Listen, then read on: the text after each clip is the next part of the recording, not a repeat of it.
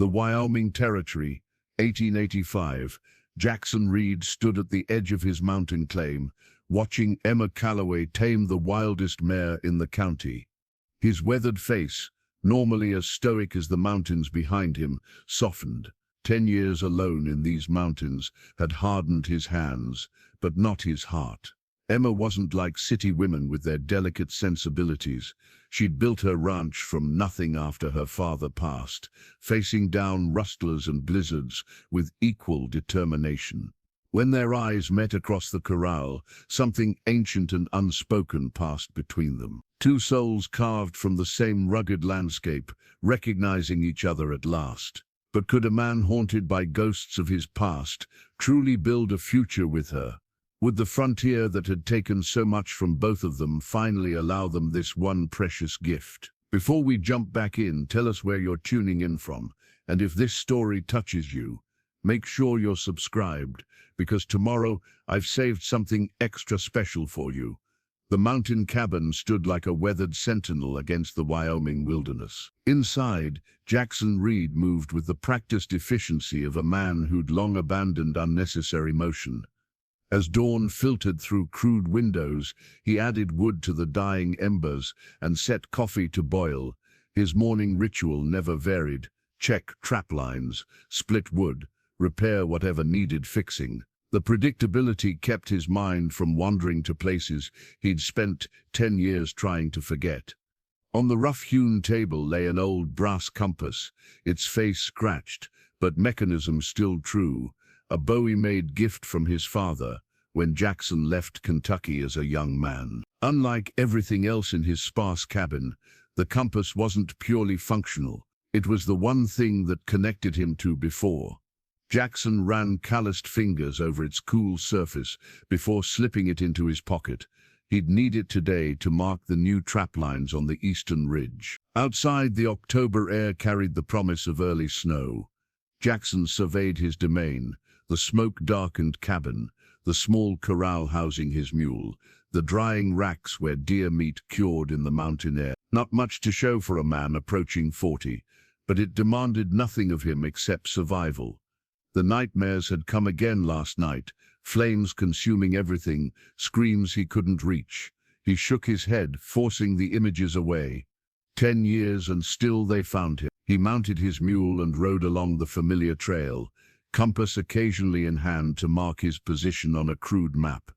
The mountains had taught him patience, silence, and most importantly, how to exist without hope. He expected nothing more from life than what he had: solitude and the simplicity of each day's challenge. The first time he'd seen Emma Calloway had been entirely by accident.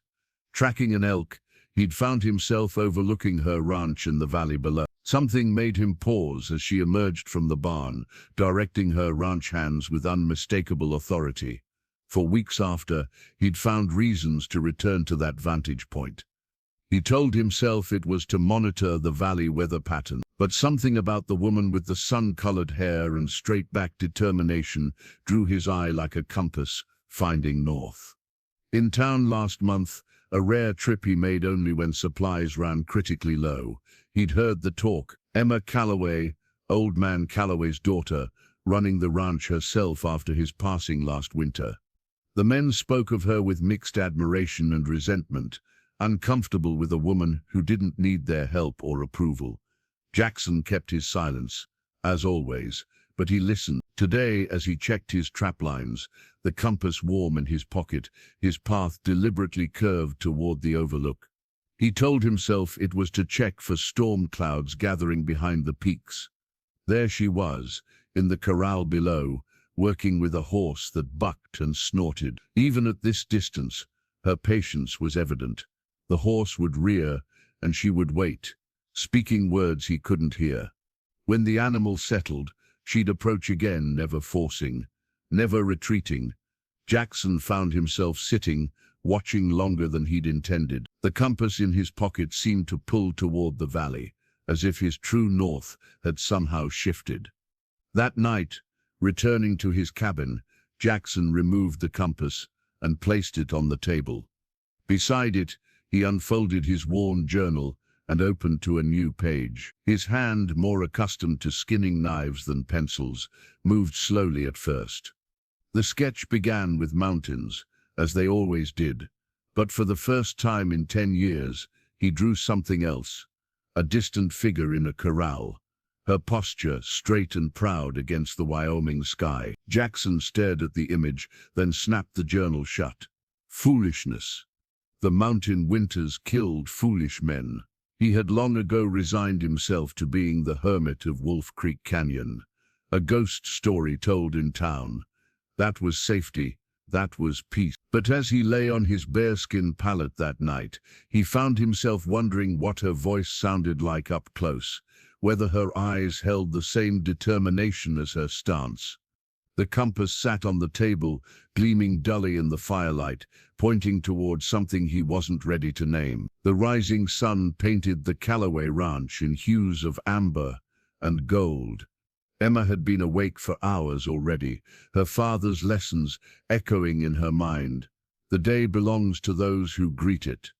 At 32, she'd been running the ranch alone for nearly a year. Though alone wasn't quite accurate. She had 8 ranch hands who'd stayed on after her father passed, the ones who could stomach taking orders from a woman. Emma adjusted her hat against the morning glare and surveyed her domain. 200 acres, 65 head of cattle, 12 horses including the new wild mare, and a reputation that kept most trouble at a distance. Most, but not all. From the hitching post hung a leather sling holster, worn smooth from years of use. The Colt Navy revolver it held had been her mother's, an unusual possession for a frontier woman, but Catherine Callaway had been unusual in many ways. Emma touched the holster briefly before continuing her morning rounds. She rarely wore the gun openly, but its presence on the porch served as a reminder to everyone that the Callaway women were not to be trifled with. Miss Emma, young Billy Jenkins, barely 16 but already a solid ranch hand, came running from the north pasture. 2 steers broke through the fence line again. Emma nodded, unsurprised. Same spot as before? Yes, that section needs proper posts, not just repairs. Get Miguel and rope them back. I'll be along to help with the fence. As Billy ran off, Emma felt a familiar presence behind her. Martha, her father's housekeeper and the closest thing to family she had left, stood with coffee in hand. You pushing yourself too hard again, Martha observed, her dark eyes missing nothing. Your daddy built this place over 30 years. You trying to make it twice as big in one. Emma accepted the coffee with a grateful smile. Time doesn't stand still for grief, Martha. Neither does it hurry for ambition. The older woman nodded toward the distant hills. You've been watching that mountain man again. Emma nearly choked on her coffee. I don't know what you mean. Martha's laugh was warm and knowing. Child, I've watched you find reasons to ride along the North Ridge 3 times this week. You ain't checking fence lines that much. Emma felt heat rise to her cheeks. He's an interesting figure is all. Pater spoke of him with respect. Interesting like a wolf is interesting, best admired from a distance. Martha's tone grew serious. That man chose the mountain over people for a reason. Emma, some wounds don't heal in company. Before Emma could respond, hoofbeats approached. Richard Thornton, owner of the largest ranch in the county, rode up on his black stallion, 2 of his men flanking him. Everything about Thornton spoke of wealth and the expectation of deference, from his tailored clothes to his manicured beard. Emma straightened, squaring her shoulders. The holster on the post suddenly seemed very far away. Miss Callaway, Thornton removed his hat with practiced gallantry. Lovely as always. Mr. Thornton, what brings you to Callaway land? His smile never reached his eyes. I've come with another offer. Your father was a stubborn man. God rest him, but you're a practical woman. These struggles must be wearing on you. Emma felt Martha stiffen beside her. My father built something worth keeping, Mr. Thornton. That hasn't changed since your offer last month. Thornton's smile tightened. The price is, I'm prepared to offer 20% more. He gestured expansively. You could move to town, live comfortably. Perhaps even find a suitable husband. The suggestion that she needed either his money or a husband made Emma's jaw clench. This land isn't for sale, not to you, not to anyone. Every woman wants security. Miss Calloway, this ranch is failing. Everyone can see it. Those broken fences, the undermanned operation, winter's coming. Be sensible. Emma stepped forward, her voice level. My security isn't for sale either, Mr. Thornton. Now, if you'll excuse me, I have steers to round up and fences to mend. As Thornton and his men rode away, Emma's hand drifted to her mother's holster, taking comfort in its solid presence. Her father had taught her to ride, rope and run a ranch. Her mother had taught her something equally important: never let them see your fear. The wagon wheel struck the rock with a sickening crack. Emma cursed under her breath as the left front wheel splintered, sending the wagon lurching dangerously to one side. The supplies she'd spent half a day purchasing in town shifted precariously. Whoa, easy, she soothed the startled horses, setting the brake and climbing down to assess the damage. The wheel was beyond repair. Wooden spokes shattered where they met the rim. She glanced at the sky, perhaps 2 hours of daylight left, and she was still a good 5 miles from the ranch. From her saddlebag, Emma retrieved a small silver whistle, its surface etched with a simple pattern of stars. A parting gift from her brother before he'd headed to California seeking gold. If you're ever in trouble, he'd said, blow this and I'll come running. A childish promise neither of them believed, but she'd kept it close all these years. She held it a moment, then tucked it away. No use whistling for help that wouldn't come. She'd need to unhitch one of the horses, ride for help, and return tomorrow with men and a replacement wheel. As she worked to free the team from their harness, the hair on the back of her neck prickled. Someone was watching. Emma straightened slowly, her hand drifting toward the small derringer in her pocket. That wheel won't make it back. The voice was deep, rough with disuse. Emma turned to find Jackson Reed emerging from the tree line, rifle in hand, but pointed downward. Up close, he was taller than she'd imagined, his face weathered like the mountains themselves. His beard was neatly trimmed, surprising for a man said to live like a wild thing. Mr. Reed, she acknowledged, keeping her voice steady. Seems you have the advantage of... A flicker of something embarrassment crossed his face. Most folks around here know of me. Most folks around here tell tales about you. Some say you're half bear. She allowed herself a small smile. I don't see any... He didn't return the smile, but some of the tension left his shoulders. You need help with that wagon. Not a question, but Emma nodded anyway. I'd be obliged. Without another word, Jackson propped his rifle against a tree and moved to inspect the damage. His movements were economical, nothing wasted. He knelt by the broken wheel, calloused fingers tracing the fracture. I've got tools at my cabin, half a mile north. He nodded toward the mountain. Might be able to make temporary repairs, enough to get you home. Emma weighed her options. Going alone with the mountain man to his cabin wasn't the most prudent choice, but neither was leaving her supplies unattended or trying to make it back to the ranch before dark. I'd appreciate that, Mr. Reed. He unhitched one of her horses with practiced ease. Bring this one. Leave the others. They'll be fine till we return. They walked in silence, leading the horse between them. Emma studied him from the corner of her eye. His clothes were worn but clean, his movements those of a man comfortable in his own skin. Nothing like the wild hermit of local legend. You know my name, he said suddenly, breaking the silence. My father spoke of you, said you helped him once, tracking rustlers. Jackson nodded, eyes on the path ahead. Thomas Calloway, good man, heard he passed. Last winter, pneumonia. They reached a small clearing where a cabin stood, simple but solid. A thin wisp of smoke rose from the chimney. Jackson gestured toward a crude hitching post. You can tie him there. Inside, the cabin was sparse but orderly. A single room with a bed, table, cook stove, and shelves lined with books, unexpected in this wilderness setting. Jackson moved to a corner, retrieving a wooden toolbox. "Tea," he offered awkwardly, as if remembering hospitality was expected. "Thank you. No, my supplies won't guard themselves." The ghost of a smile tissed his lips. Practical. They returned to the wagon, where Jackson worked methodically, fashioning a temporary repair using a metal plate and leather strapping from his tools. Emma handed him nails and tools without being asked, anticipating what he'd need next. They worked in comfortable silence, moving around each other as if they'd done this many times before.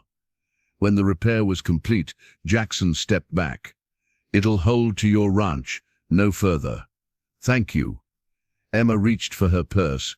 "I'd like to pay you for your trouble." Something like offense flickered across his face. "No need." "Then at least come by the ranch sometime. I make a fair apple pie." His eyes met hers, really met hers, for the first time. They were grey, like storm clouds. Perhaps. As Emma climbed onto the wagon seat, she found herself hoping he would. The first frost came early that year, silvering the meadow grasses well before Halloween. Jackson stood at the edge of his clearing, studying the unusually heavy mist that clung to the valley below. His breath formed clouds in the chill air as he rubbed the small carved stone in his pocket, smooth soapstone shaped into a bear, a gift from the Shoshone man who'd taught him to read the mountains. Old Two Rivers had shown him the signs: pine cones closing early, squirrels frantic in their gathering, thick husks on the wild onions. "Winter comes hungry this year," he'd said before moving west with his people. That had been 8 years ago, but Jackson had never forgotten the warning signs. They were all present now, and worse. The bears had come down from the high country weeks early, birds were flying south in larger flocks, and the deer were already growing their thick winter coats. Jackson turned the stone bear in his fingers. A hard winter in the mountains was something he could weather. He had supplies, shelter, experience, but down in the valley, where people had cattle to feed and less protected homes, his thoughts turned to Emma Calloway. Her ranch was better situated than most, with its creek that rarely froze and its southern exposure. But her first winter running the place alone would be challenge enough without the kind of cold he sensed coming. For 3 days, he debated with himself. What happened in the valley wasn't his concern. He'd chosen isolation for good reasons, and yet, on the 4th morning he found himself packing supplies for the journey to town. He told himself it was only to stock additional provisions, but the carved bear in his pocket seemed to mock the lie. Millsville appeared much as it always did.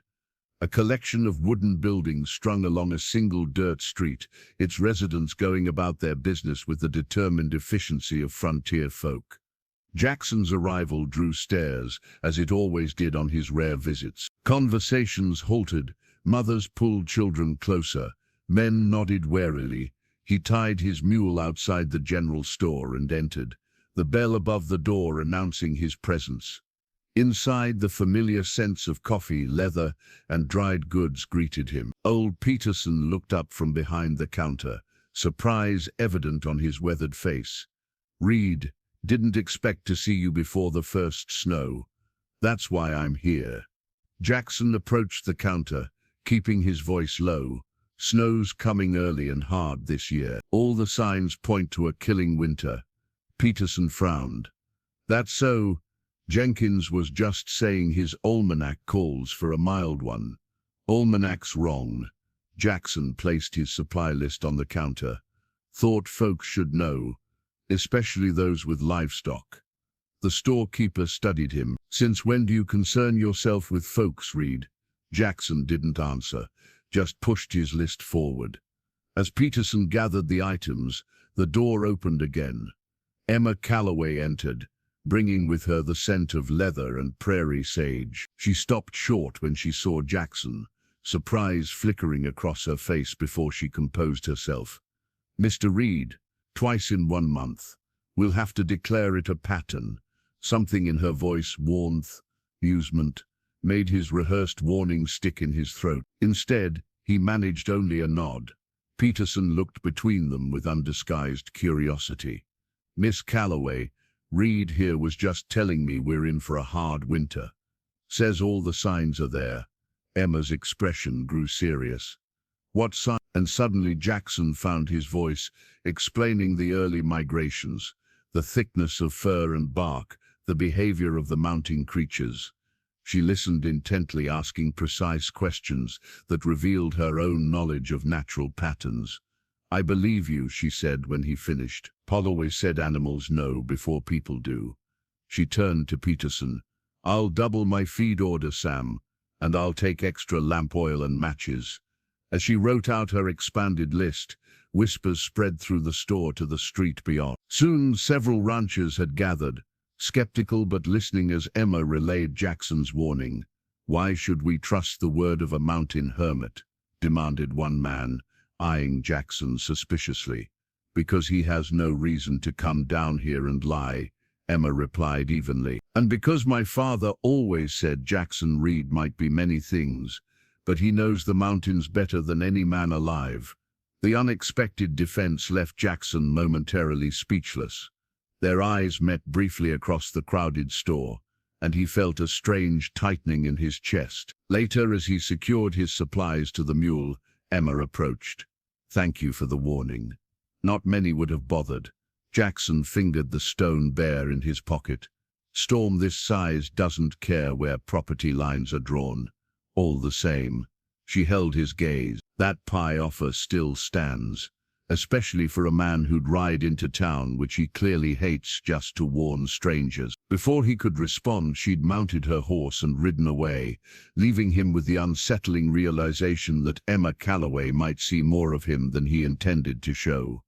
The storm announced itself with a wall of black clouds that swallowed the mountains by mid-afternoon. Jackson had been watching its approach since dawn, knowing from the peculiar stillness that preceded it that this would be the first major blow of what promised to be a brutal winter. He had secured his own cabin, extra wood stacked by the door, animals in the lean-to shelter, provisions organized for easy access in the darkness that would come. But as the wind began to howl down from the passes, his mind kept returning to the valley ranches, particularly Calloway land. From his window he could see the first heavy snowflakes, thick as silver dollars, beginning to fall. On his table lay a tarnished silver matchbox, engraved with his initials. His wife Sarah had given it to him before the war, telling him to use it to light his way home. He'd carried it through battlefields and mountain winters alike.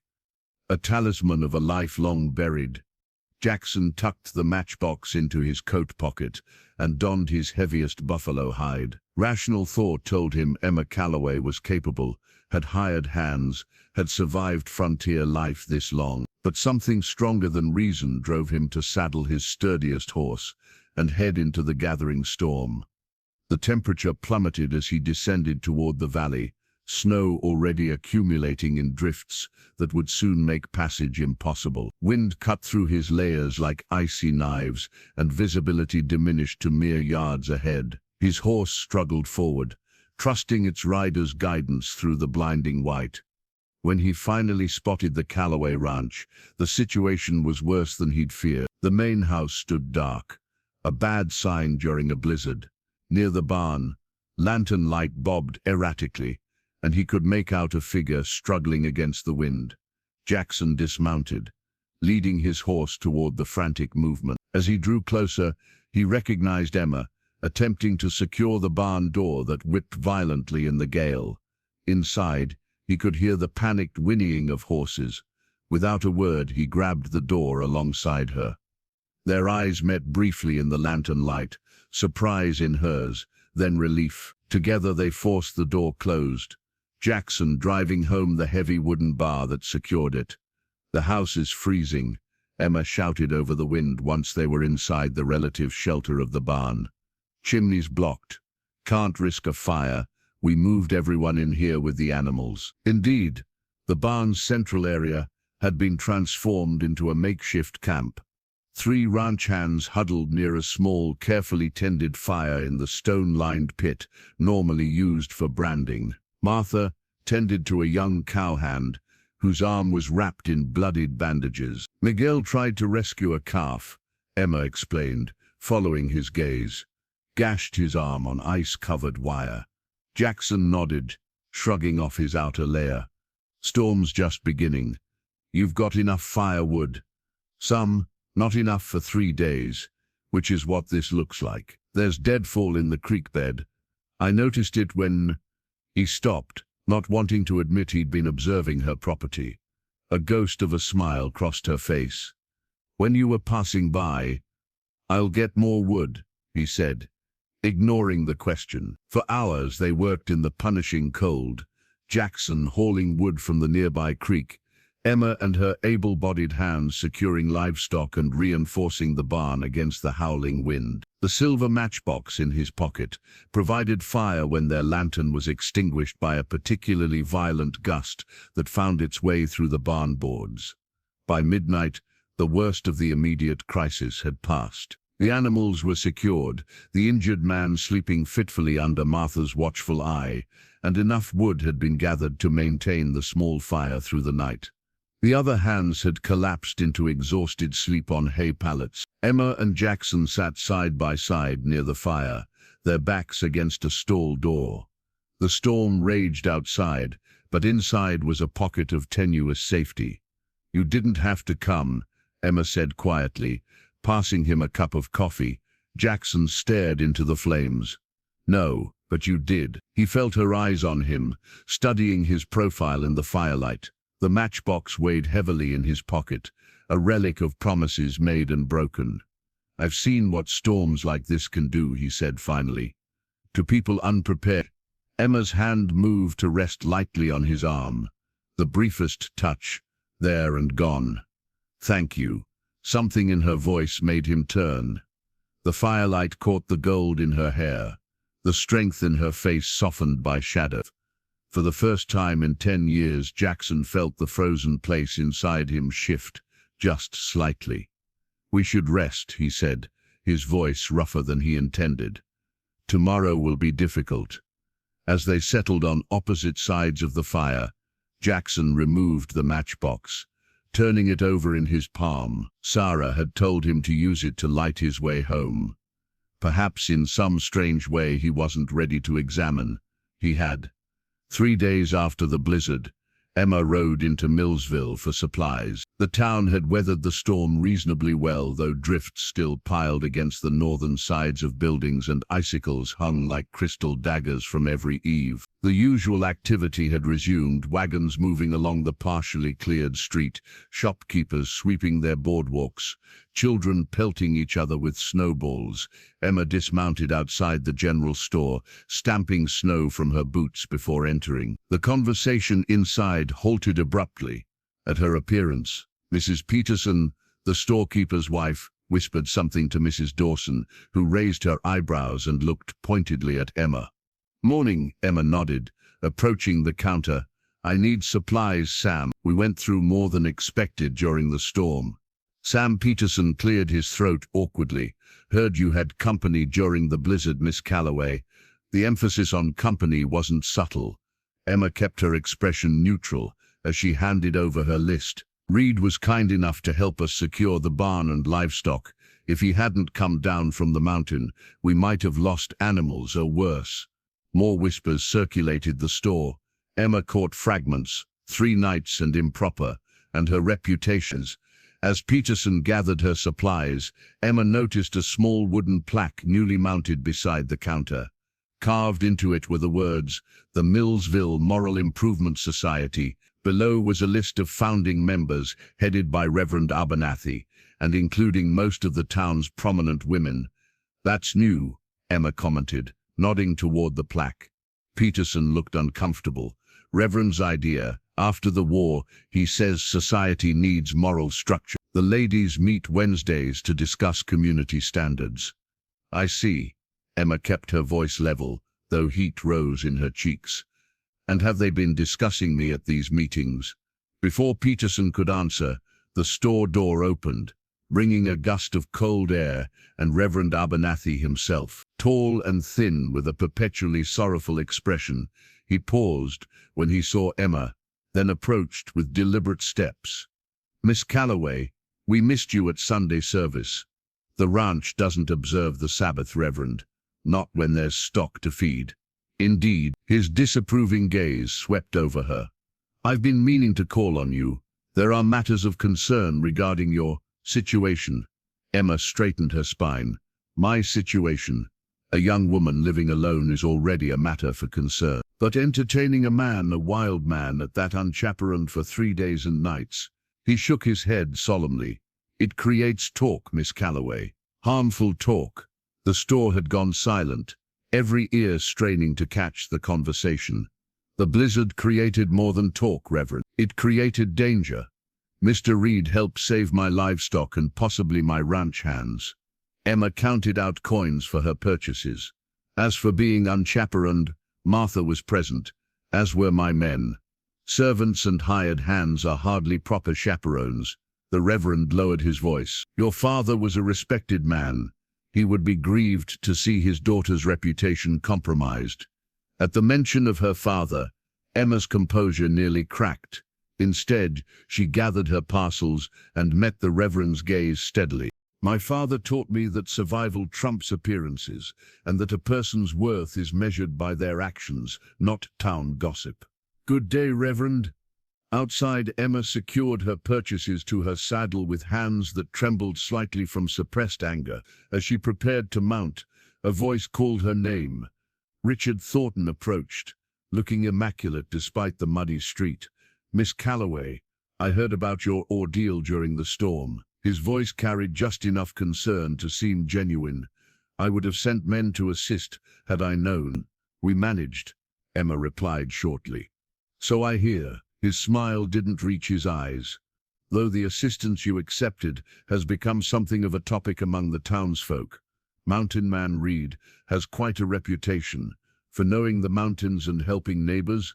Yes, he does. Thornton stepped closer. Emma, may I call you Emma? I'm concerned. A woman in your position can't afford scandal. I wasn't aware that survival was scandalous. Perception matters in business. Ranchers may be reluctant to drive cattle past your land if they believe. He adjusted his gloves. My offer still stands. In fact, given recent events, I might even increase it. Allow me to take the burden of the ranch off your shoulders. Emma mounted her horse, looking down at Thornton. The only burden on my shoulders right now is this conversation, Mr. Thornton. The Calloway Ranch isn't for sale. Not to you, not to anyone. As she rode out of town, Emma felt eyes following her from every window. The wooden plaque of the Moral Improvement Society seemed to have branded itself into her mind. For the first time since her father's death, she questioned whether she could withstand not just the physical challenges of running the ranch, but the social pressure of a town determined to force her into its mold. What troubled her more was the realization that her choices now affected not only her reputation, but potentially Jackson's tenuous connection to the world beyond his mountain. A week after the blizzard, Jackson found himself doing something he'd sworn he wouldn't, riding toward the Calloway Ranch in broad daylight. The justification he'd given himself was thin. He wanted to be sure the repairs to the barn had held through the subsequent snowfall. The truth, which he was not ready to examine too closely, ran deeper. In his saddlebag, he carried something he'd discovered while clearing deadfall near the creek during the storm. An old glass bottle with peculiar engravings, half buried in the stream bed. Emerald green with a silver-toned stopper still intact. It bore symbols he didn't recognize, crescent moons, stars and flowing script in what might have been Latin. It seemed out of place in this frontier land, like something from another world entirely. He'd cleaned it carefully, intrigued by its craftsmanship. An impractical thing to keep, yet he hadn't been able to discard it. Now it served as a flimsy pretext for his visit. The Calloway Ranch appeared peaceful under the winter sun. Smoke rose steadily from the chimney, cattle huddled in the southern pasture where the snow was thinnest, and the repaired barn door stood solid against the morning light. Jackson hesitated at the property line, second-guessing his decision to come. Before he could retreat, Emma emerged from the house. She spotted him immediately, shading her eyes against the glare off the snow. After a moment's pause, she raised her hand in greeting and walked toward him. Mr. Reed, she called as she approached. "Come to check your handiwork." Jackson dismounted, suddenly aware of how out of place he must look. The barn seems to have held. "Thanks to your reinforcements," she gestured toward the house. "Coffee's hot if you're interested." The bottle in his saddlebag felt like a foolish trinket now, but he'd ridden 10 miles, so he might as well follow through. "Found something, by your creek." During the storm, he retrieved the bottle and held it out awkwardly. Emma took it, turning it in the sunlight with evident curiosity. "It's beautiful," she said, tracing the engravings with her finger. "Wonder how it ended up here. Thought you might know. Been on this land longer than I've been in the mountains." Emma shook her head. "Pa never mentioned anything like this, though this area was an old trading route. Could be from anywhere." She looked up at him. "A gift?" The question caught him off guard. "If you want it." Her smile made him glance away. "Then I accept. Come inside, Jackson. It's too cold to stand around admiring old bottles." The use of his first name hung in the air between them, a small intimacy neither acknowledged directly. After a moment's hesitation, he followed her toward the house.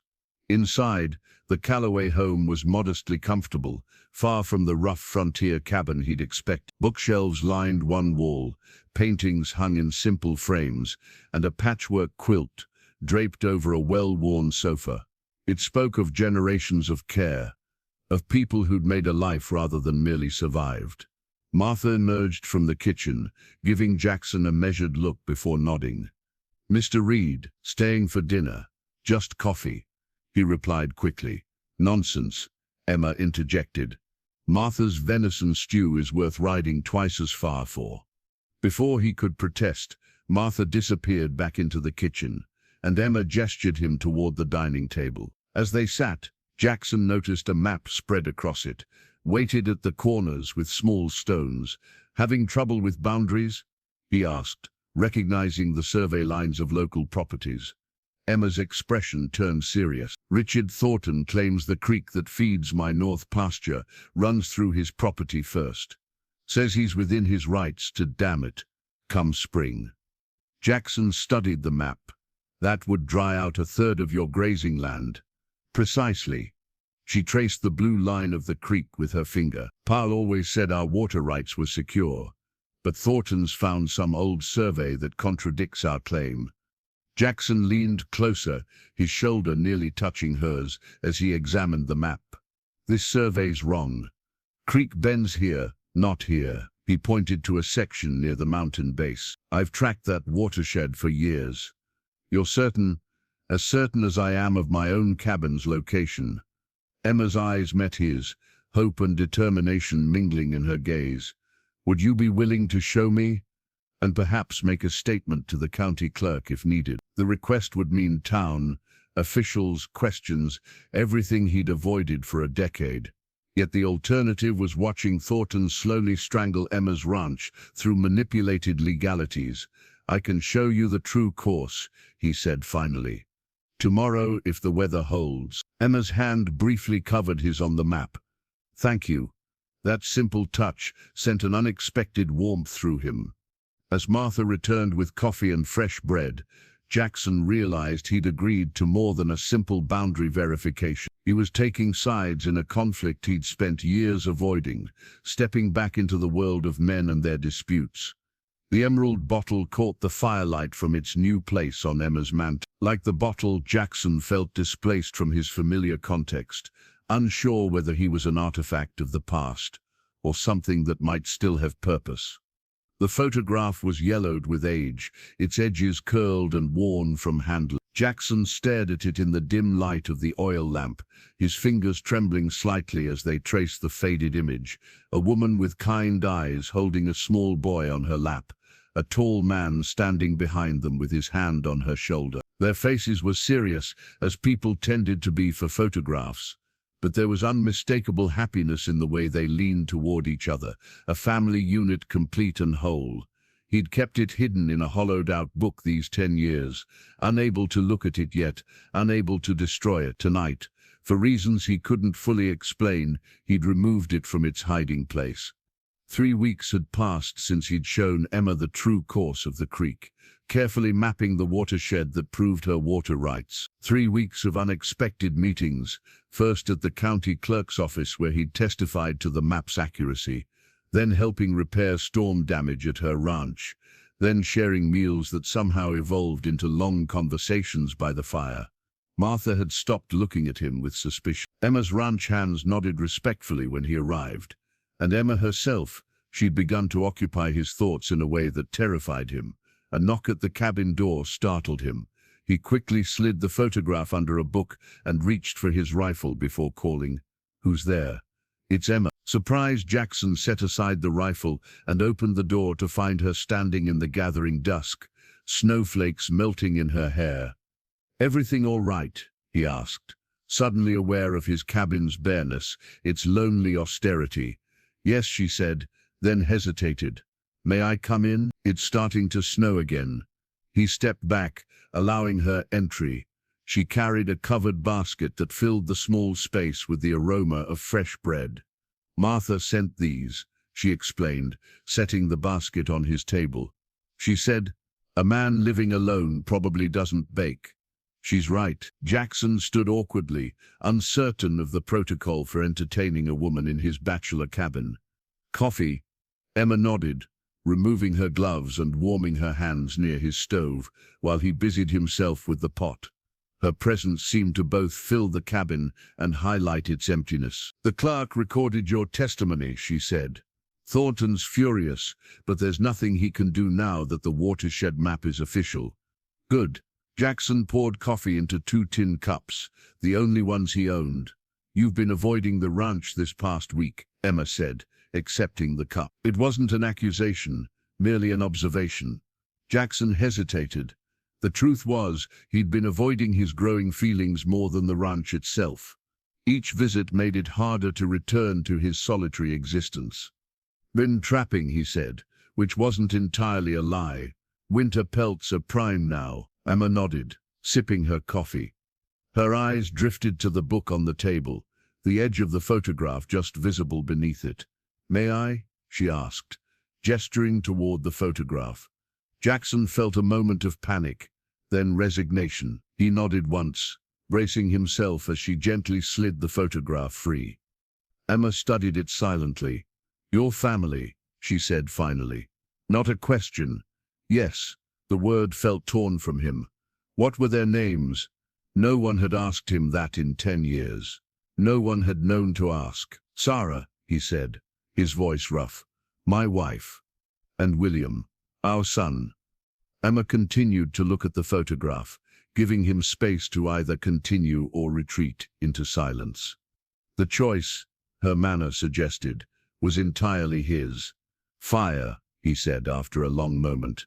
"While I was away, hunting." The words came out disjointed, each one painful to extract. "Town of Larkspur. Coal lamp exploded. Took half the street." They didn't make it out.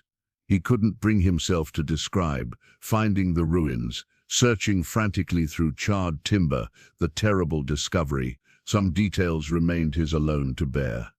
Emma set the photograph down gently and looked up at him. Her eyes held not pity but a deep understanding that somehow made it possible for him to meet her gaze. "After my mother died," she said quietly, "Pa wouldn't speak her name for nearly 2 years, as if saying it aloud would break him." Jackson nodded, recognizing the sentiment. "Does it get easier?" he asked, the question surprising him as much as it might her. "Not easier," Emma replied. "Different. The pain changes shape, becomes something you carry rather than something that carries you." They sat in silence as the lamp flickered and snow fell more heavily outside, cocooning the cabin in white silence. Jackson felt something shift inside him. Not healing, exactly, but perhaps the first acknowledgement that healing might someday be possible. "Thank you," he said finally, "for the bread." Emma smiled slightly, understanding all he couldn't say. "You're welcome, Jackson." Spring came to the Wyoming Territory in fits and starts. Warm afternoons followed by freezing nights, snow melt turning pastures to mud before drying under an increasingly assertive sun. The land awakened slowly, cautiously, as if remembering how to be alive. Jackson found himself spending more time at the Callaway Ranch than in his mountain cabin. There were always reasons: helping repair winter damage, assisting with early calving, bringing game from his hunting trips. But the reasons had become secondary to the simple fact that he preferred being there to being alone. Today, he'd brought wild onions and the season's first morel mushrooms, gathered from a secret spot high on the south-facing slope. Now he sat on the porch steps, repairing a bridle while Emma worked nearby, mending a torn saddle blanket. The comfortable silence between them was broken only by the distant lowing of cattle and the rhythmic sound of their work. From his pocket, Jackson removed a folding knife with an intricately carved bone handle. The carvings depicted running horses, their manes flowing into waves that circled the handle. He'd traded a winter's worth of pelts for it years ago from a passing Lakota trader, attracted to its craftsmanship rather than its practicality. Its blade was shorter than his everyday knife, but finer, better suited to the detailed work of bridle repair. He noticed Emma watching as he used it to trim a leather strap. "Beautiful knife," she commented, setting aside her mending. Jackson nodded, turning it so the sunlight caught the carvings. "Lakota work. Man said it was made for a chief's son." "May I?" she asked, holding out her hand. He passed it to her, watching as she examined the flowing patterns with obvious appreciation. "You have an eye for beautiful things," she observed, returning the knife. "First the bottle, now this." Not what people would expect from the feared mountain man. There was gentle teasing in her voice, but Jackson felt the truth in her words. He'd always been drawn to objects with history, with stories etched into their making. It was one of many things about himself he'd forgotten during his years of isolation. "Sarah, my wife, used to say the same," he admitted, surprising himself by speaking her name without the usual stab of pain. Emma's expression softened. "Tell me about her, if you want to."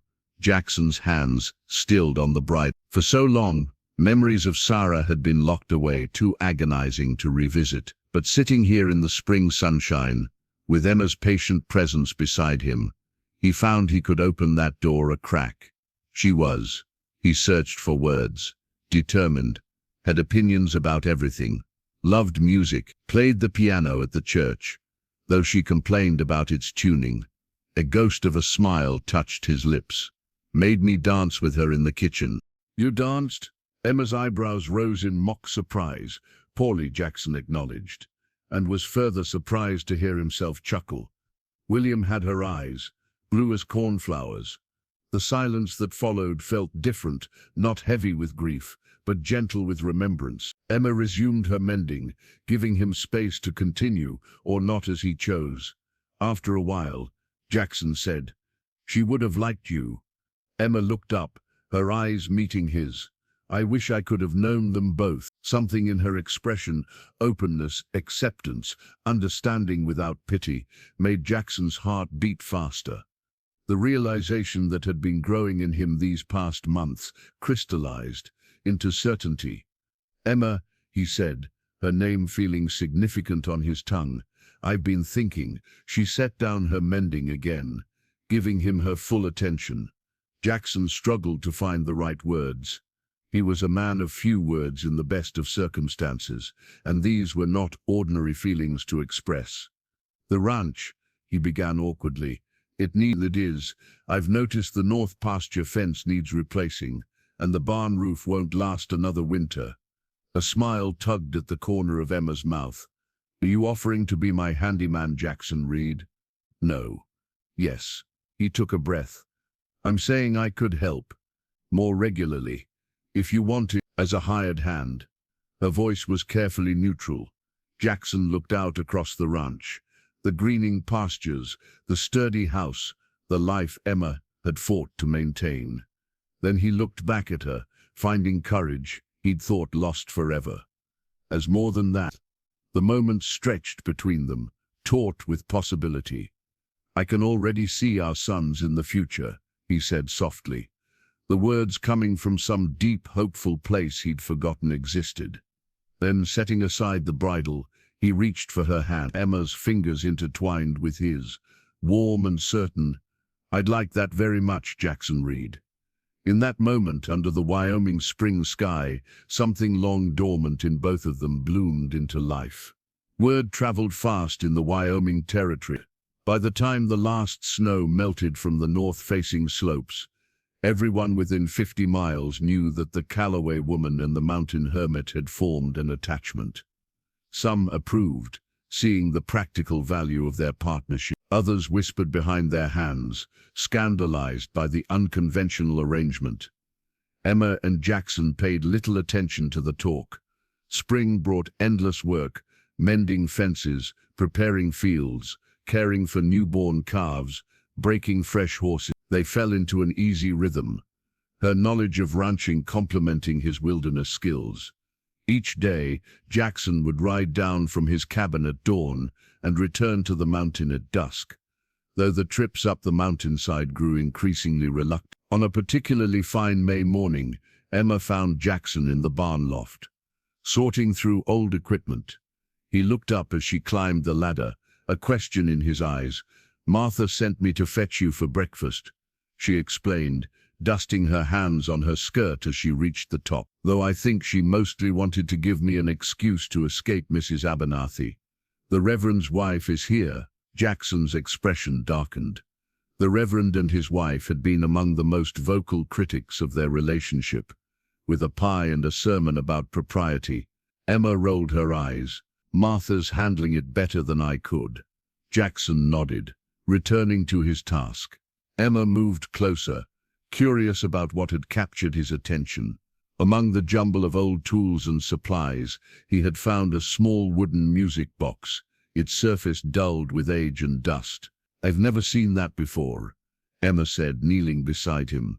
"It was under that pile of harness leather." Jackson turned the box in his hands, examining the faded floral pattern carved into its lid. "Looks European."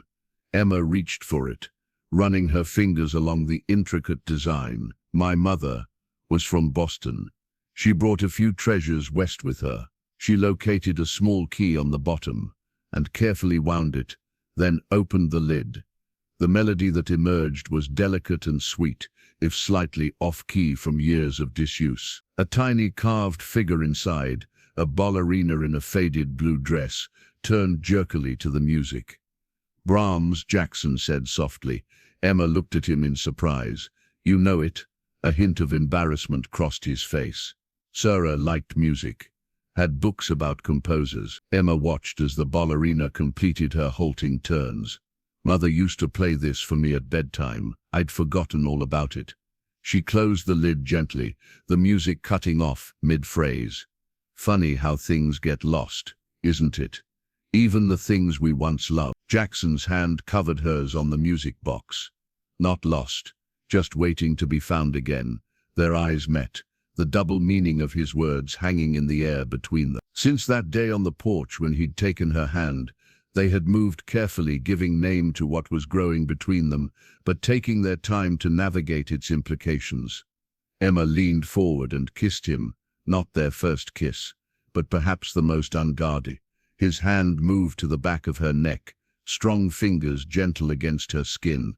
When they separated, Jackson said, "I've been thinking about the cabin." "Oh?" Emma tucked a strand of hair behind her ear, her cheeks flushed. "It's too far from here." His words were characteristically economical. "I should be closer.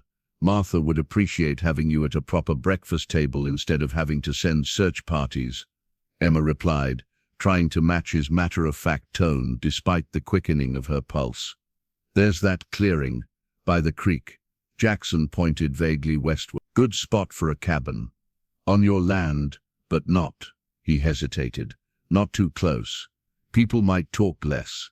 Emma understood what he was offering, a compromise between his need for space and their desire to be together, a way to silence some of the criticism while still moving forward. "I'd like having you closer," she said. "But Jackson," she took a breath, "I don't want another bachelor cabin on my property. If you're going to build something, build it for both of us." His eyes widened slightly, understanding her meaning immediately. "You're sure?" he asked, his voice rough with emotion. Emma nodded. "I'm sure. We can wait if you need more time, but I know what I want." Jackson's calloused hand cupped her cheek. "No more waiting," he said. "I've done enough of that for one lifetime." The music box sat between them, silent now but filled with possibility.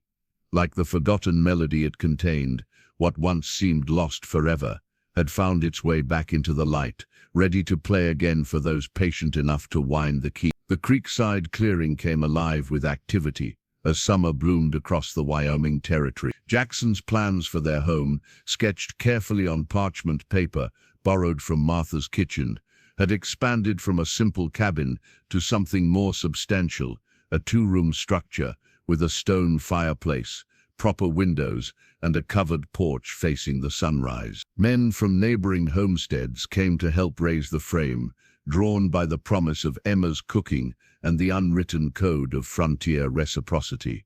Even some who had whispered disapproval found themselves unable to resist the community spirit of a barn raising, or in this case, a home raising. Jackson moved among them with quiet authority, directing the placement of support beams and checking the squareness of corners. He'd shed some of his mountain wildness these past months, trimming his beard and occasionally donning a proper shirt for Sunday dinners, but he remained a man of few words and measured movements. On the third day of construction, as the roof beams were being positioned, a wagon arrived from town. Atop it sat a large object covered with canvas, secured with ropes against the bumpy journey. Emma, who had been providing water to the workers, approached curiously as the driver, a stranger from Millsville, consulted a piece of paper. "Delivery for Reed," he announced, squinting at Emma. "This the right place?"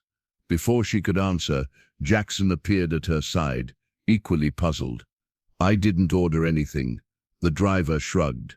"Paid for already.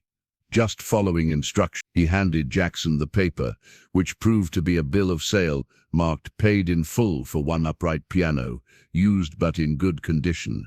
Emma gasped, looking from the paper to the canvas-covered shape. "A piano? But who?" "There's a note," Jackson said, turning over the paper to reveal handwriting on the back. Emma read aloud, "Every home needs music. Consider this a peace offering and a wedding gift. With regards, Eleanor Abernathy." The Reverend's wife. Jackson's brow furrowed in confusion. Emma was equally baffled. Mrs. Abernathy had been among their most vocal critics, her visits to the ranch transparent attempts to guide Emma back to the path of propriety. With help from several men, the piano was carefully unloaded and placed temporarily in Emma's barn until the new home was ready. Once the canvas was removed, it revealed a modest upright in walnut, scratched in places but solid and dignified. That evening, after the workers had gone and the day's progress stood silent in the dusk, Emma and Jackson returned to the barn. The piano waited, incongruous among the hay bales and tack. "Do you play?" Jackson asked, running his hand along the smooth wood. Emma shook her head. "Mother tried to teach me, but I was more interested in horses." She pressed a key experimentally, wincing at the sour note. "Needs tuning." "There's a man in Cheyenne," Jackson said. "Travels to settlements tuning instruments. We could send word." Emma looked at him curiously. "You know a piano tuner?" A ghost of a smile touched Jackson's lips. Sarah was particular about her music. The mention of his late wife came more easily now, the sharp edges of grief worn smoother with time, and Emma's patient understanding. He opened the keyboard cover fully, exposing the yellowed ivory keys. "She taught basic pieces to William," he continued, surprising Emma with this new information about his son. "He was just learning when—" His voice trailed off, but without the usual cloud of pain descending. Emma placed her hand over his on the piano. "We'll have it tuned," she said softly, "and perhaps I can try learning again." Jackson nodded, then reached inside his shirt to remove something he'd been carrying. It was a simple gold band, unadorned but carefully polished. "Found this in town last week," he said, his voice gruff with emotion. Wasn't sure when to give it to you. Emma's breath caught as he held it out to her. Are you asking me something, Jackson Reed? Seems we're building a home, he said, gesturing toward the barn door and the frame of their house visible in the distance. Seems we should do this properly too. Emma smiled, blinking back unexpected tears. Are those the most romantic words you can manage? Jackson's expression softened, the mask of stoicism falling away completely in the privacy of the moment. I love you, Emma Calloway. Have for some time now. Will for all the time that's left. Better? Much, she whispered, holding out her left hand. The ring fit perfectly, catching the last light of day as he slid it onto her finger. The piano stood witness to their kiss, its presence a reminder that their home would be filled with more than just necessity. There would be beauty too, and perhaps someday the sound of children learning simple tunes on those ivory keys. Miss Abernathy's unexpected gift had transformed from a peace offering into a promise of the future they were building, note by note, beam by beam. The August morning dawned clear and bright, a perfect Wyoming summer day. Emma stood before the small mirror in her bedroom, Martha fussing with the lace collar of her best dress, cream-colored wool with delicate embroidery at the cuffs and hem. Not a traditional wedding gown, but the finest thing she owned. Hold still, child, Martha chided, adjusting a strand of Emma's hair. Don't know why you insisted on doing this in town instead of right here on the ranch. Emma smiled at Martha's reflection. Because half the county wants to attend, and our house isn't finished yet. The truth was more complicated. Marrying in Millsville's small church was a deliberate choice, a statement that they had nothing to hide, that their union deserved the same recognition as any other. After months of whispers and judgment, Emma wanted to stand before the community with her head high. From her dresser, she picked up a slender box of polished cherrywood. Inside lay her grandmother's cameo brooch, an ivory profile of a woman with Gibson girl upswept hair set against onyx black, the only truly fine thing she owned, passed down through generations of Calloway women. Your mother wore this when she married your father, Martha said softly, taking the brooch and pinning it carefully at Emma's throat. She'd be proud today. Emma touched the cameo gently, and Martha's eyes crinkled with affection. Thomas Calloway would say his daughter finally found a man worthy of her, though he'd make that poor mountain man sweat a bit before admitting it. A knock at the door interrupted them. Billy Jenkins, now 17 and serving as their driver, poked his head in. Wagon's ready, Miss Emma, and Mr. Reed asked me to give you this.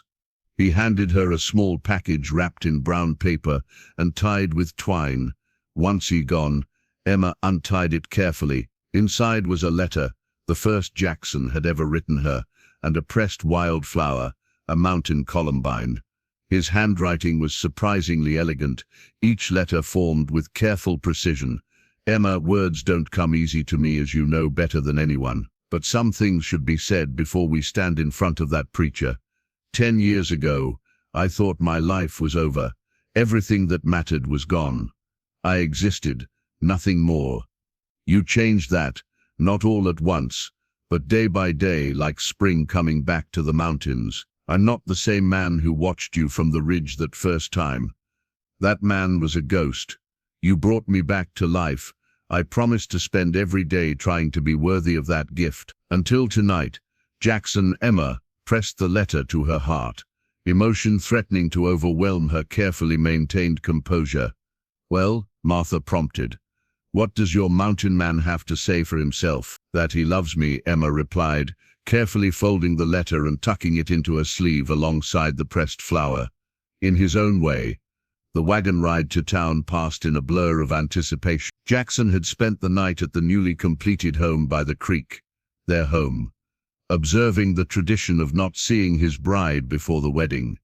He would meet her at the church with Reverend Abernathy, who had, after initial reluctance, agreed to perform the ceremony. Millsville appeared transformed as they approached.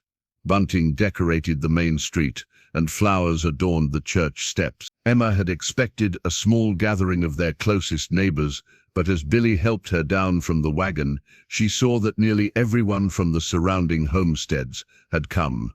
Some faces were friendly, others merely curious, but all turned to watch as she made her way toward the church doors. Martha walked beside her, fulfilling the role of mother of the bride.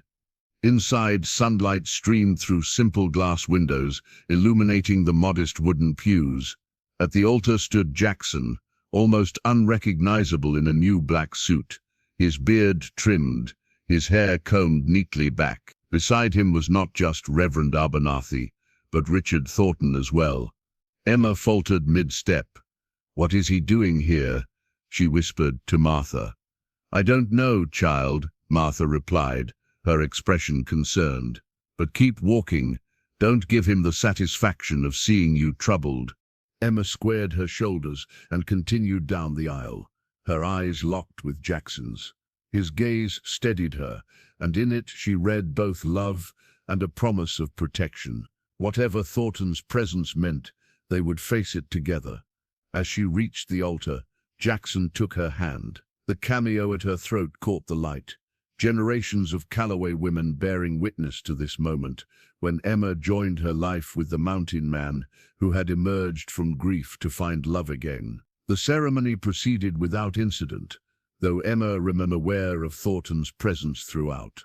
He stood silent and watchful in the back pew, his expression unreadable. When Reverend Abernathy pronounced them husband and wife, Jackson's kiss was brief but firm, a statement of commitment rather than a performance for the gathered witnesses. The small reception held in the church hall was a typical frontier celebration, simple food brought by neighbors, coffee and punch, a few musicians playing fiddles, and a single accordion. Jackson stood by Emma's side, accepting congratulations with stoic nods, while she handled the social niceties. When Thornton approached, the surrounding conversations hushed.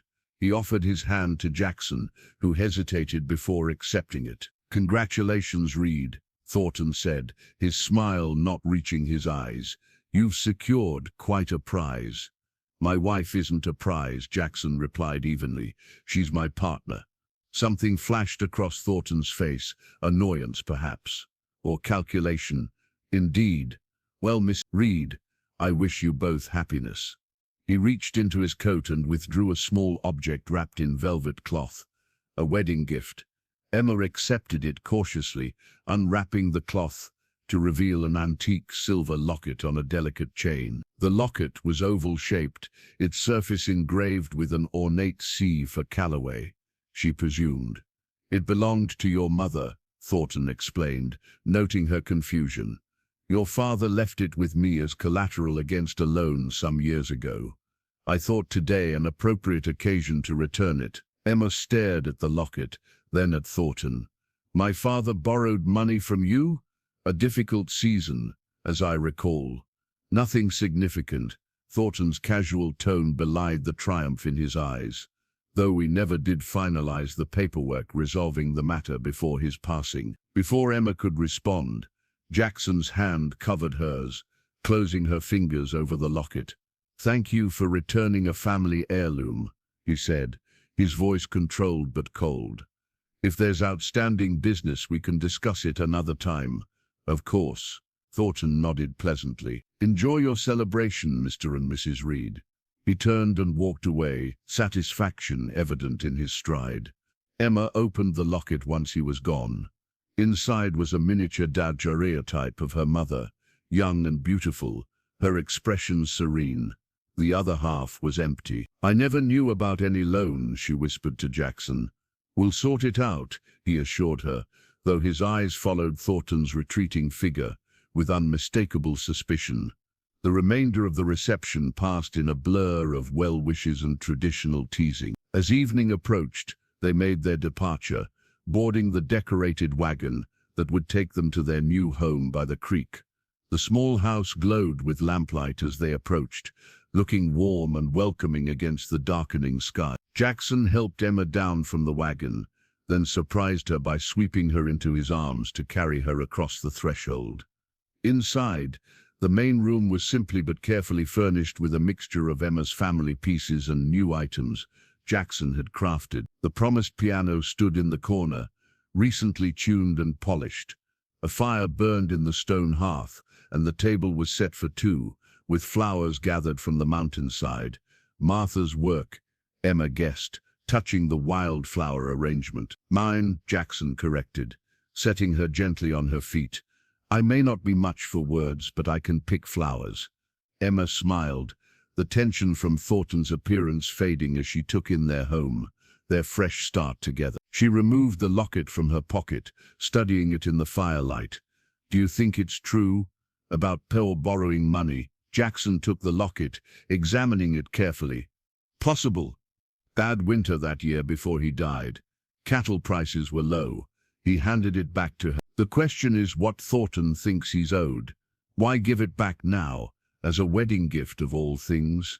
To make a point, Jackson said grimly, that he knows something we don't, that he can reach into our celebration and plant a seed of worry. Emma unclasped the locket chain and refastened it around her neck, her mother's image resting against her heart. Well, he won't spoil tonight. Jackson's expression softened as he looked at her. No, he won't. He reached for her hand. Mrs. Reed, I'm still getting used to that, Emma admitted, though I like the sound of it. So do I. His thumb traced the gold band on her finger. More than I can say. The locket gleamed in the firelight, her mother's smile a benediction on this new beginning. Whatever Thornton's game was, it could wait until tomorrow. Tonight belonged to them alone, the mountain man and the rancher's daughter, who had found in each other not just love, but redemption. The harvest moon hung low and golden over the Wyoming territory, casting long shadows across the land. 3 months into their marriage, Emma and Jackson had settled into a rhythm that blended their separate lives into something new yet familiar. Like a well-worn saddle conforming perfectly to its rider. The creekside house had become truly theirs, with Jackson's wilderness treasures finding places alongside Emma's family heirlooms. The piano, though neither played it well, served as the heart of their home, often open in the evenings as they took turns picking out simple melodies by ear. This morning, Emma stood on the porch watching Jackson split wood for the coming winter, admiring the efficient strength in his movements. Marriage had changed him in subtle ways. He smiled more easily, spoke more freely, carried himself with a quiet contentment that smoothed the hard edges of his former solitude. "Rider coming," Jackson called, setting down his axe and shading his eyes against the morning sun. Emma recognized Billy Jenkins' lanky form long before he reached their gate. The young man rode hard, his usually cheerful face set in grim lines. "Miss Emma, Mrs. Reed," he corrected himself as he dismounted. "Trouble at the ranch. Martha sent me." "What kind of trouble?" Emma descended the porch steps quickly. Men showed up this morning, 6 of them, working for Mr. Thornton. Billy removed his hat, twisting it in his hands. "They're stringing fence across the north pasture. Say they have papers proving it's Thornton land." Jackson appeared at Emma's side, his expression darkening.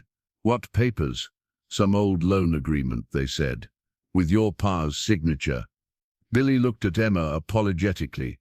"Martha told them to stop, but they just laughed. Miguel and the boys are watching them, but she said not to start anything until you came."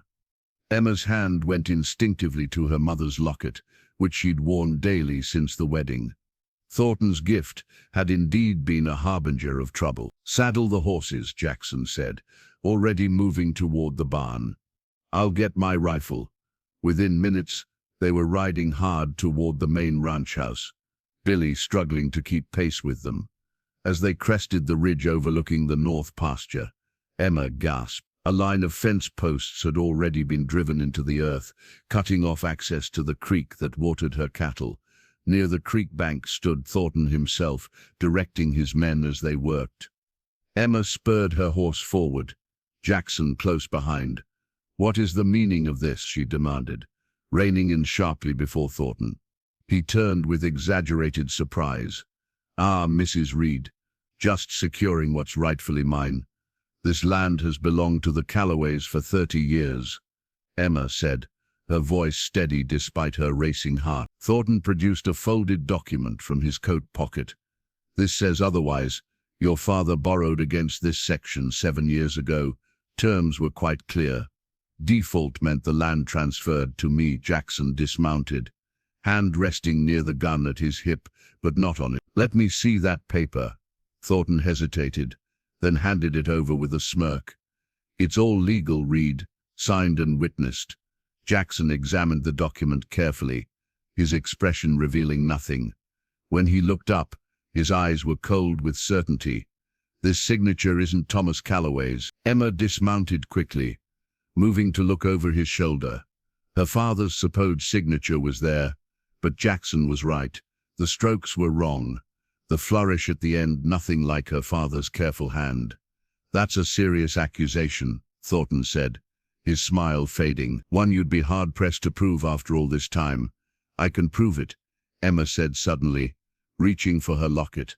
She opened it to reveal her mother's portrait, then carefully removed the small picture from its setting. Behind it, pressed flat against the backing, was a folded piece of paper no larger than a postage stamp. With trembling fingers, she unfolded it. "P always said to keep something of value close," she murmured, smoothing the tiny document.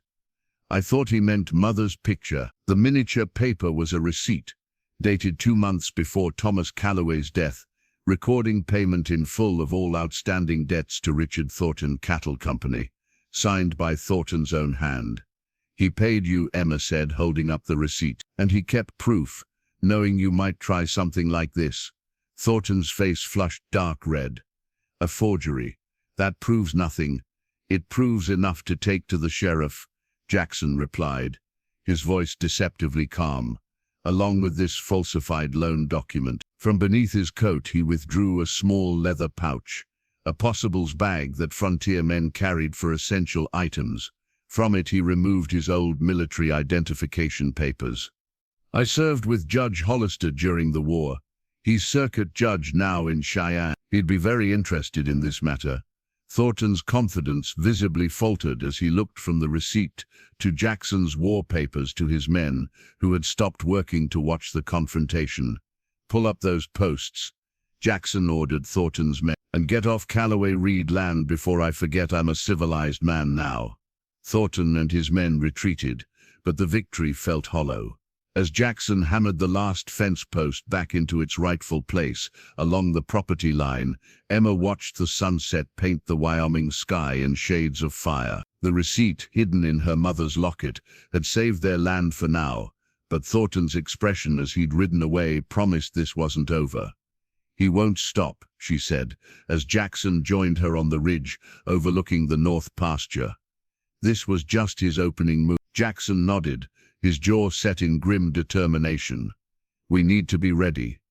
That night, as they sat before the fire in their creekside home, a plan began to take shape. The next morning would find Jackson riding to neighboring ranches, building alliances against the common threat. Thornton posed to all smaller landowners in the valley. As Emma prepared for bed, she noticed Jackson remove something from the back of their wardrobe, a wooden box she'd never seen before, its surface scarred and weathered. He placed it on the table and opened it carefully, revealing the contents: a Colt Army revolver, its blued steel gleaming in the lamplight, and several boxes of ammunition. "From before," he said simply, meeting her questioning gaze. "The war." Emma approached, studying the weapon. Unlike her mother's decorative Navy model, this was a soldier's tool, functional, deadly, worn smooth from use. "I hope never to need it again," Jackson added, his voice dropping to near a whisper. "But I keep it clean." He removed the revolver from its nest of oiled cloth, checking the cylinder with practiced movements. His hands, usually so steady, trembled slightly. Not from fear, Emma realized, but from the memories this ritual evoked. "You think it will come to that?" she asked, sitting beside him. Jackson's eyes, when they met hers, held a knowledge she had glimpsed only in fragments before, the shadow of violent things he'd seen and done. "Thornton won't accept defeat," he said. "Men like him never do. He'll try the law first, but when that fails him..." He let the thought hang unfinished as he returned the revolver to its box. The following days unfolded according to their expectations. Thornton filed a claim with the county court challenging their ownership, only to have it dismissed when Emma produced the receipt. Next came rumors that he was hiring new men, not cowboys or ranch hands, but hard-faced strangers with gunfighter reputations. A week after the fence incident, Jackson returned from town with news that chilled Emma's blood. Thornton had been seen meeting with 3 known troublemakers from across the Montana border. Men wanted for cattle rustling and worse. That evening, their closest neighbors gathered at the main ranch house, the Hansons from the East Valley, old Jim Cooper, who ran sheep in the foothills, and the Peterson brothers, whose small cattle operation adjoined the southern boundary of Callaway land. Around the dining table that had hosted so many of her father's strategy sessions, Emma watched as Jackson unfolded a map of the valley. "Thornton doesn't just want our water rights," he explained, tracing the creek's path through the connected properties. "He wants control of the entire watershed. That means all of us are in his way." The men nodded grimly, understanding the existential threat. What followed was a council of war in all but name, assignments of lookout positions, coordination of signals, plans for moving livestock to safer pastures. Late that night, after their allies had ridden home to secure their own properties, Emma found Jackson on the porch, staring at the moon-silvered landscape. "We'll be ready," she assured him, slipping her arm through his. Jackson's expression remained troubled. "I've seen how this plays out before. During the war, and after, men with power and money rarely fight fair." "Neither do we," Emma replied with quiet intensity. "This isn't just about land, Jackson. It's about everything we've built together. Our future." He turned to her then, his face softening in the moonlight. "That's what scares me most. Losing this. Losing you." Emma took his hand and placed it against her abdomen, holding it there with gentle pressure.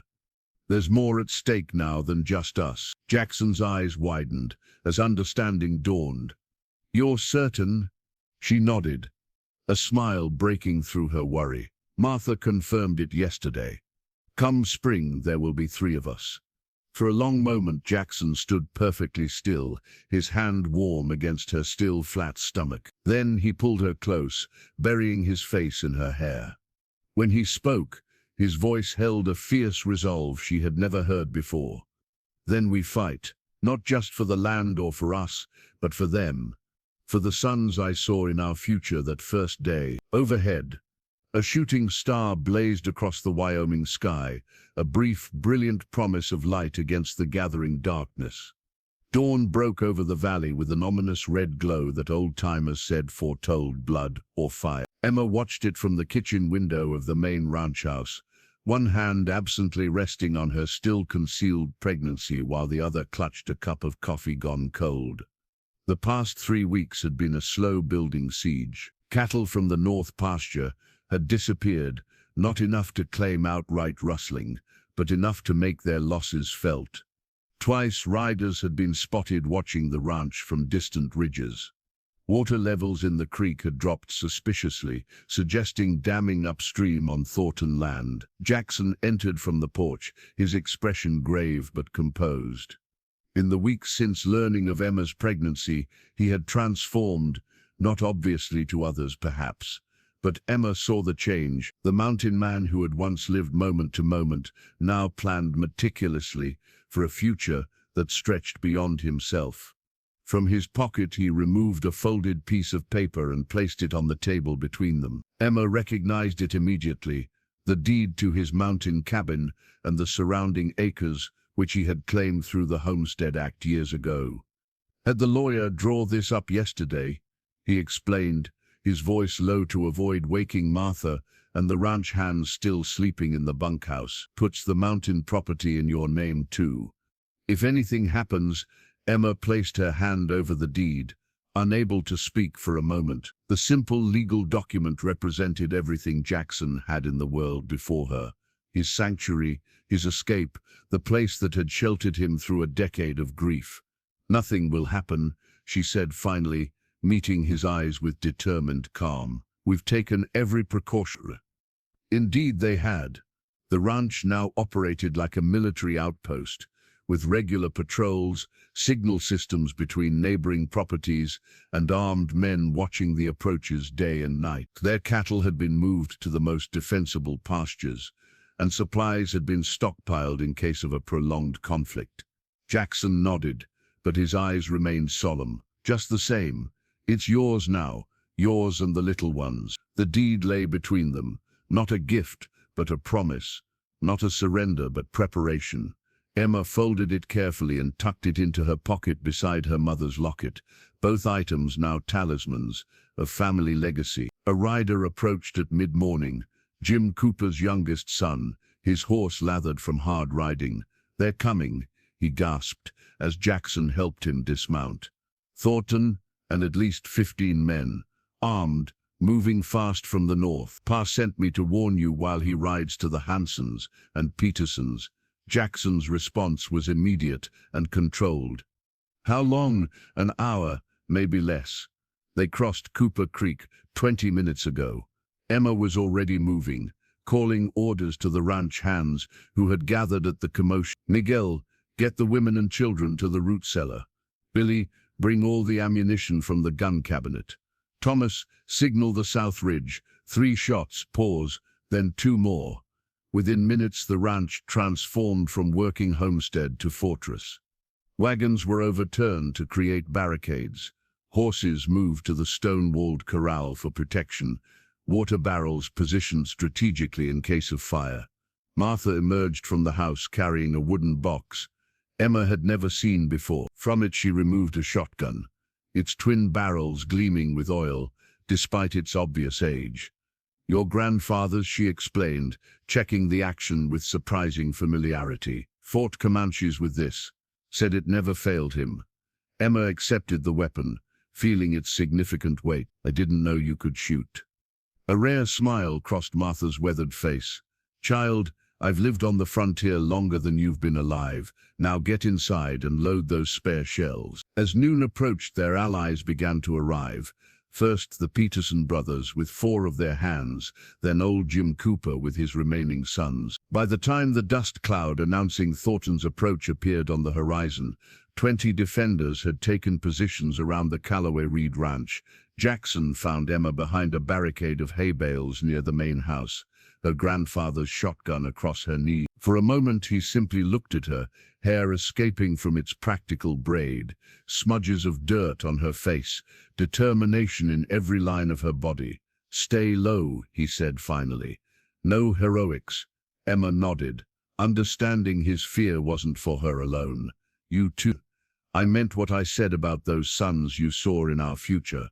I expect you to meet them." Jackson's hand brushed her cheek in a brief, tender gesture. Then he was gone, moving to the front barricade where he would face the coming storm. The deed in Emma's pocket felt suddenly heavy with all it represented, not just land and legacy, but the future they fought to protect. Through the spreading dust cloud, she could now make out individual riders approach. Leading them was Richard Thornton, his face set in lines of cold determination. The siege of the Callaway Reed Ranch had begun. Thornton's men spread out in a wide arc before the ranch house, their horses stirring dust clouds that caught the midday sun. For a long moment, silence held, the peculiar tense quiet that precedes violence when men measure their resolve against the possibility of death. From behind the main barricade, Jackson watched Thornton dismount and step forward, flanked by 2 hard-faced men whose gun belts sat low on their hips, professionals, not ranch hands. "Reed," Thornton called, his voice carrying across the yard. "I've come for what's mine." Jackson remained silent, but nodded to Jim Cooper, who had served as negotiator in more than one range dispute. "There's nothing here that belongs to you, Thornton," the old man called back. "Turn around and ride out before this gets ugly." Thornton's laugh held no humor. "I see Reed's got you fighting his battles. This doesn't concern you, Cooper." "Concerns all of us," came the steady reply. "You come for one, you come for all." A murmur ran through Thornton's men. Clearly they hadn't expected organized resistance. Thornton himself frowned, scanning the defensive positions where armed neighbors waited beside Callaway Reed hands. In the tense standoff, Emma's hand closed around the small object in her apron pocket, a simple clay bead, shaped like a star and painted with blue glaze. Martha had pressed it into her hand just before taking shelter in the root cellar with the other women and children. Cherokee medicine bead, the older woman had explained, for protection in battle. My grandmother gave it to my father before he fought at Shiloh. He came home when others didn't. Now, as Emma watched from her position behind the hay bales, the smooth clay felt warm against her palm. Not from any mystical property, but from the human connection it represented, generations of frontier women watching their men face danger, holding their families together through force of will and faith. Thornton's voice cut through her thoughts. I've got the law on my side, Reed. Judge Hayes signed these papers this morning. He held up a document that fluttered in the rising wind. Jackson finally stood, rifle held ready but not aimed. The same Judge Hayes who holds a mortgage with your bank. Convenient justice, Thornton. It's still the law, Thornton sneered. You're outnumbered and outgunned. Be reasonable. Take your wife and leave the territory. I'll even pay passage to Oregon. Before Jackson could respond, a new sound intruded. Hoofbeats approaching fast from the east. All eyes turned to see a cloud of dust, from which emerged 5 riders led by a man in a black coat and silver star. Sheriff Davis from Millsville, flanked by 4 deputies. What's all this then? The sheriff called, reining in between the opposing forces. Serving legal papers, Sheriff, Thornton replied smoothly, producing his document. These people are resisting a court order. Sheriff Davis, a veteran of both the war and the frontier, took the paper and read it carefully. His weathered face revealed nothing as he looked from Thornton to Jackson to the armed neighbors. Interesting timing, he said finally. Just yesterday I received a telegram from Judge Hollister in Cheyenne. He reached into his coat and withdrew an official-looking paper of his own. Federal investigation into Judge Hayes for corruption and land fraud. All his recent judgments are suspended pending review. Thornton's face darkened. That's impossible. Hayes has authority here. Not anymore, the sheriff replied calmly. And I count 15 armed men threatening established landowners. That looks like an armed insurrection from where I'm standing. His hand moved meaningfully toward his sidearm. I suggest you depart, Mr. Thornton. Judge Hollister will be arriving next week to review all land disputes personally. For a moment, it seemed Thornton might order his men to fight anyway. His face contorted with rage as he looked at the ranch house, the land, and finally at Jackson, who had moved to stand beside the sheriff. This isn't over, he hissed. Yes, Jackson replied quietly. It is. As Thornton and his men reluctantly withdrew, Emma emerged from her position, the clay star bead still clutched in her hand. The sheriff tipped his hat to her. Mrs. Reed, glad I got here in time. How did you know? She asked. Sheriff Davis smiled slightly. Let's just say a certain mountain man made some very influential friends during the war. When Judge Hollister received Mr. Reed's letter about the situation here, he took a personal interest. Emma looked at Jackson with newfound appreciation for the man who had once been a ghost in the mountains, but who now stood firmly in the world of the living, fighting not just for survival, but for justice and future. The blue star bead caught the sunlight as she opened her palm. Like the tiny clay talisman, they had emerged intact from the crucible of threat and fear. Not through magic or luck, but through community, preparation, and the bonds forged between people who refused to surrender what they loved.